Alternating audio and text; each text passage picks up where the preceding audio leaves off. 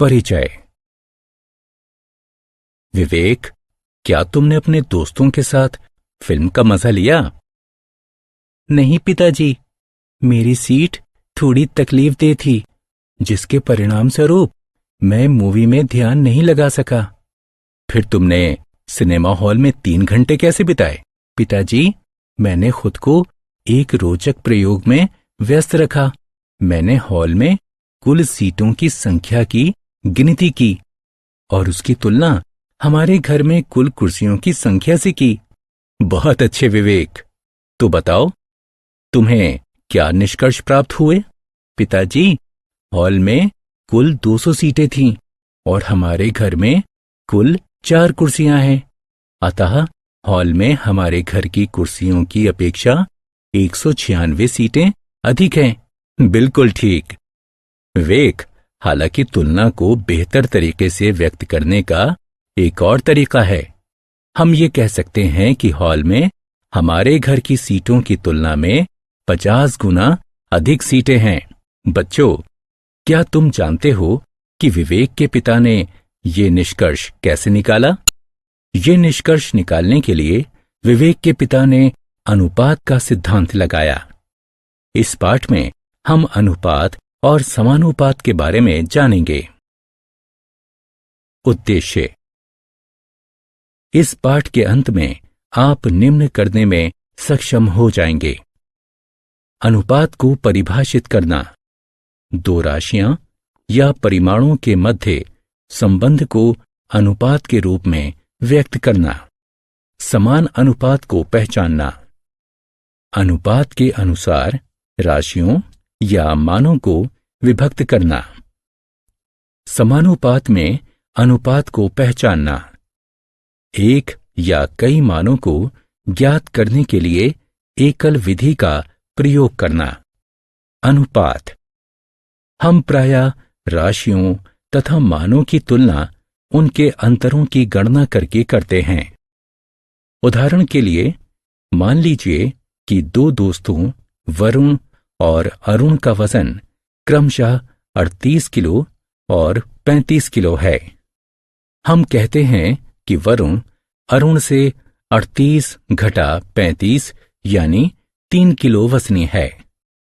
इसी प्रकार ऋतु एक गुलाबी रंग की और दूसरी नीले रंग वाली क्रमशः 350 रुपए और 250 रुपए की कीमत की 2 शर्ट खरीदती है। हम कहते हैं कि गुलाबी शर्ट की कीमत नीले रंग की शर्ट से 100 रुपए अधिक है। यदि मानों की मात्रा बहुत अधिक है, तब अंतर द्वारा तुलना समझ में नहीं आती है।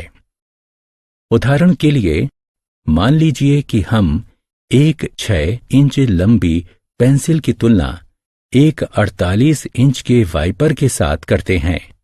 वाइपर पेंसिल से 42 इंच लंबा है। हालांकि वाइपर और पेंसिल की लंबाई में भिन्नता का अंतर स्पष्ट रूप से समझ में नहीं आता है। हम भिन्नता को और किस तरीके से स्पष्ट कर सकते हैं? आइए हम खुद से ये प्रश्न करते हैं। एक वाइपर की लंबाई को ढकने के लिए कितनी पेंसिलें पर्याप्त होंगी? उत्तर है 48 भाग 6 यानी 8। दूसरे शब्दों में, वाइपर पेंसिल की अपेक्षा 8 गुना लंबा है। एक राशि को दूसरी राशि के कई गुना के रूप में व्यक्त करना अनुपात कहलाता है। 48 भाग 6 8 भाग 1 के बराबर है। 8 भाग 1 को 8/1 के रूप में भी लिखा जा सकता है। अनुपात को निरूपित करने के लिए कॉलन के चिन्ह का उपयोग किया जाता है। आइए अनुपात के एक और उदाहरण को देखते हैं।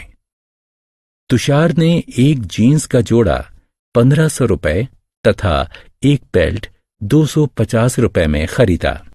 जीन्स की कीमत बेल्ट की कीमत की तुलना में कितनी गुना है? अनुपात की गणना करने के लिए सर्वप्रथम 1500 को 250 से विभाजित करते हैं। ये ठीक 6/1 की तरह है। इसे अनुपात यानी 6/1 के रूप में व्यक्त कीजिए। इसलिए हम कह सकते विभिन्न इकाइयों में मापी गई राशियों या मानों की तुलना। विनीता के पास एक कप में 100 मिलीलीटर तथा एक जग में 2 लीटर दूध है।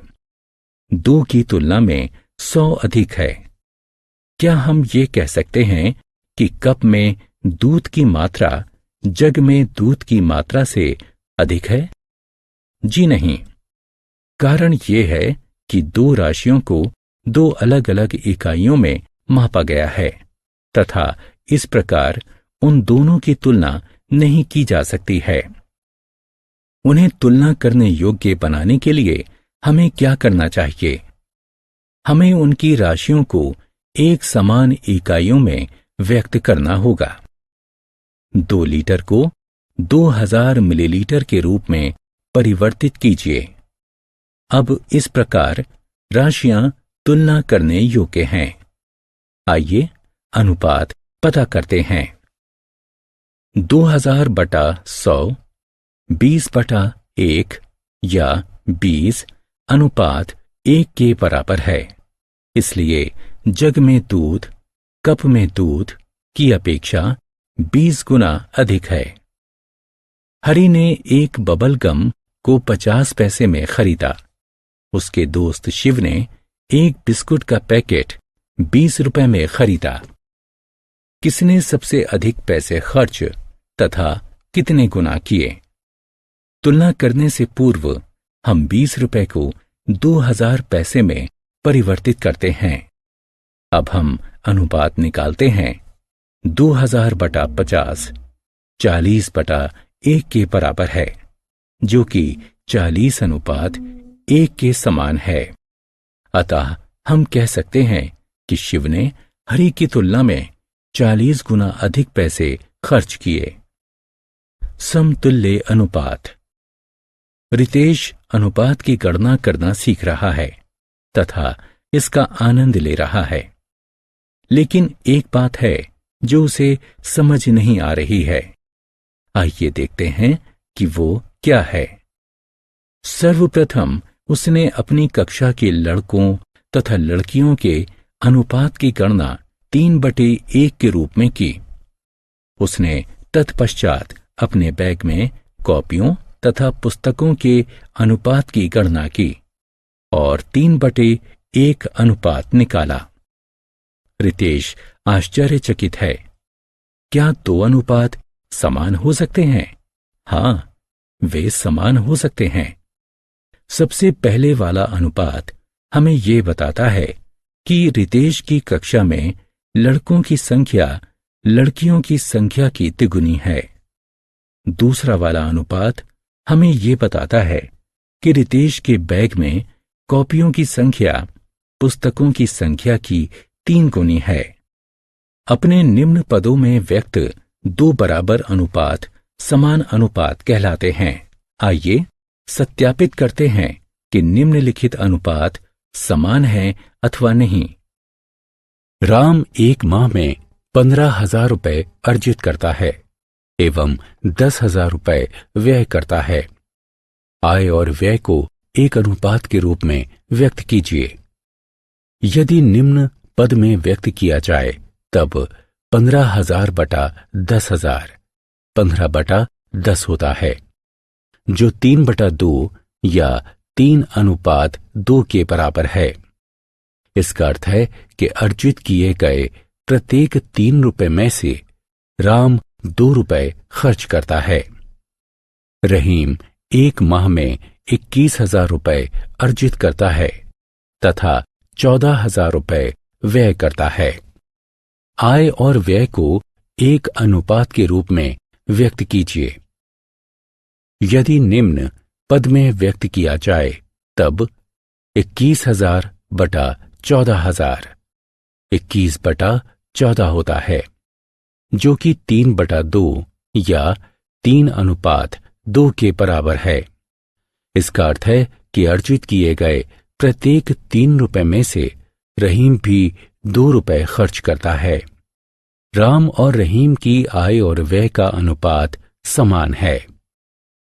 अनुपात अनुसार राशियों या मानों का विभाजन। आइए अब हम राशियों और मानों का विभाजित करने के लिए अनुपातों का उपयोग करते हैं। 2 सहेलियां सिया, जिसकी ऊंचाई 36 इंच है, एवं पिया, जिसकी ऊंचाई 48 इंच है, एक आम के पेड़ से 7 पके आमों को तोड़ती हैं। वे अपनी ऊंचाई के अनुपात में आमों को साझा करने का निर्णय लेती हैं। हर सहेली को कितने आम खाने को मिलेंगे? आइए सर्वप्रथम हम उनकी ऊंचाई का अनुपात निकालें। उनकी ऊंचाई का अनुपात है 3/4। सिया और पिया आमों का साझा 3/4 के अनुपात में करेंगी। इसका अर्थ है कि सभी तोड़े गए 7 आमों में से 3 सिया को और 4 पिया को खाने को मिलेंगे। सिया को 7 में से 3 आम मिलते हैं। पिया को 7 में से 4 आम मिलते हैं। 2 भाई देवजोत और प्रेमजोत 100 रुपए का एक लॉटरी का टिकट खरीदते हैं। देवजोत 60 रुपए चुकाता है, प्रेमजोत 40 रुपए चुकाता है। वे लॉटरी की राशि को इसी अनुपात में बांटने का निर्णय लेते हैं। वे 1 लाख रुपए की लॉटरी जीतते हैं। दोनों भाइयों को कितना कितना पैसा मिलना चाहिए? आइए सर्वप्रथम हम उनके द्वारा किए गए भुगतानों का अनुपात ज्ञात करते हैं। लॉटरी के भुगतान का अनुपात 3/2 है। देवजोत और प्रेमजोत लॉटरी के पैसे को 3/2 के अनुपात में बांटेंगे।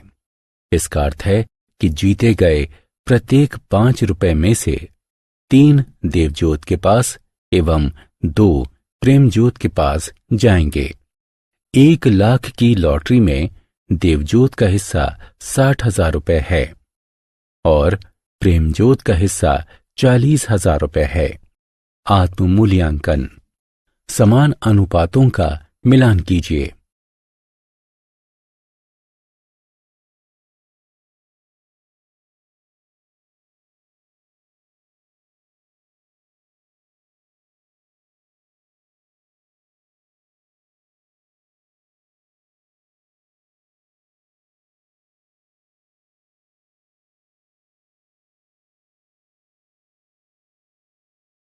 समानुपात। पीयूष और अमित बहुत अच्छे चित्रकार हैं। हाल ही में पीयूष ने एक स्टेशनरी की दुकान से 240 रुपए के मूल्य पर 20 पेंट ब्रश खरीदे। अमित ने उसी दुकान से 180 रुपए के मूल्य पर 15 ठीक वैसे ही ब्रश खरीदे। अमित का दावा है कि दुकानदार ने पीयूष से अधिक पैसे लिए। आइए देखते हैं। सर्वप्रथम दोनों राशियों का अनुपात निकालते हैं। राशियों का अनुपात 4/3 है। तत्पश्चात कीमतों का अनुपात निकालते हैं। कीमतों का अनुपात 4/3 है। इसका अर्थ यह है कि राशियों का अनुपात कीमतों के अनुपात के बराबर है। इसलिए अमित का दावा गलत है। ब्रश के लिए दुकानदार ने अमित और पीयूष से एक समान कीमतें वसूली। जब 2 अनुपात बराबर हों तब उन्हें समानुपात में कहा जाता है। समानुपात में अनुपात को इस प्रकार दर्शाया जाता है। इस प्रतीक से समानुपात को निरूपित किया गया है। समानुपात में अनुपात को इस प्रकार पढ़ा जाता है। 20:15 बराबर 240:180। समानुपात में उपयोग की गई प्रत्येक संख्या एक पद कहलाती है। 20, 15, 240 और 180 पद हैं। प्रथम और अंतिम पद चरम पद या सिरे के पद कहलाते हैं। द्वितीय और तृतीय पद मध्य पद कहलाते हैं। समानुपात में अनुपातों का सत्यापन। आइए दो अनुपातों पर विचार करते हैं, 40:25 तथा 56:35। 40/25 8/5 के बराबर है, यानी 8:5। 56/35 8/5 के बराबर है, यानी 8:5। अतः 40/25 बराबर है 56/35 के। दूसरे शब्दों में 40:25 बराबर है 56:35 के। अब इन दो अनुपातों पर विचार करते हैं। 63 लीटर अनुपात 35 लीटर एवं 28 किलो अनुपात 21 किलो।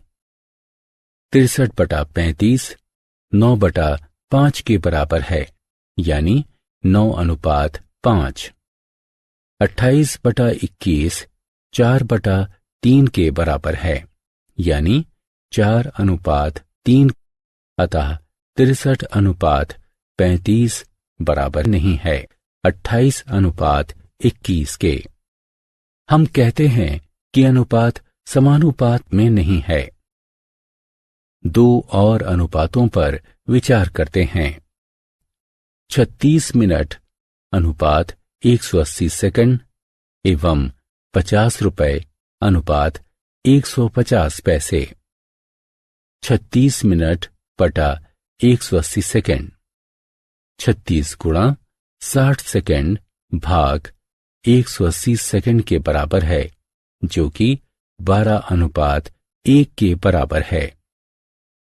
50 रुपए बटा 150 पैसे 5000 पैसे भाग 150 पैसे के बराबर है, जो कि 100:3 के तुल्य है। अतः 36 मिनट अनुपात 180 सेकंड बराबर नहीं है 50 रुपए अनुपात 150 के। ये अनुपात समानुपात में नहीं है। एकल विधि। प्रेरणा अपनी दादी के घर की ओर जाने वाले रास्ते पर है। वह गांव में रहती है, जो उसके घर से 600 किलोमीटर की दूरी पर है। उसकी बस गांव पहुंचने में 12 घंटे का समय लेती है। बस की गति क्या है? गति किसी वस्तु द्वारा 1 घंटे में तय की गई दूरी होती है। 12 घंटे में तय की गई दूरी 600 किलोमीटर है। 1 घंटे में तय की गई दूरी 600 भाग 12 यानी 50 होगी। इसलिए बस की गति 50 किलोमीटर प्रति घंटा है। प्रेरणा की दादी का घर 1000 किलोमीटर की दूरी पर है। कितने घंटों में प्रेरणा अपनी दादी के घर पहुंच जाएगी? 600 किलोमीटर की दूरी तय करने में लगा समय 12 घंटे है। 1 किलोमीटर की दूरी तय करने में लगा समय बराबर होगा 12 भाग 600 घंटे के। तो 1000 किलोमीटर की दूरी तय करने में लगा समय बराबर है 12/600 घंटे गुणा 1000, जो बराबर है 20 घंटे के। प्रेरणा 20 घंटों में अपनी दादी के घर पहुंच जाएगी। पहले एक और फिर कई मानों के गणना करने की विधि एकल विधि कहलाती है। एकल विधि का उदाहरण। वाजपेयियों का वार्षिक अखबार बिल 1800 रुपये है। 4 महीने में वे कितने बिल का भुगतान करेंगे? 12 महीने के लिए अखबार का बिल 1800 रुपये है। 1 महीने के लिए अखबार का बिल 1800 भाग 12 बराबर 150 रुपये होगा। 4 महीने के लिए अखबार का बिल 150 गुणा 4 बराबर 600 रुपये होगा। आत्म-मूल्यांकन। प्रश्नों को ध्यानपूर्वक पढ़कर सही उत्तर का चयन कीजिए। सारांश। आइए हमने जो कुछ सीखा है उसे संक्षेप में दोहराएं। एक राशि को दूसरी राशि के कई गुना के रूप में व्यक्त करना अनुपात कहलाता है। इस प्रतीक का उपयोग अनुपात को निरूपित करने के लिए किया जाता है। राशियों या मानों को अनुपात में व्यक्त करने से पूर्व उन्हें समान इकाइयों में परिवर्तित किया जाता है। अपने निम्न पदों में व्यक्त किए गए अनुपात यदि बराबर हैं, तब उन्हें समान अनुपात कहा जाता है। यदि दो अनुपात समान हों तो उन्हें समानुपात कहा जाता है। इस प्रतीक का उपयोग ये दर्शाने के लिए किया जाता है कि दो अनुपात समानुपात में हैं। सर्वप्रथम एक एवं तत्पश्चात कई मानों की गणना करने की विधि एकल विधि कहलाती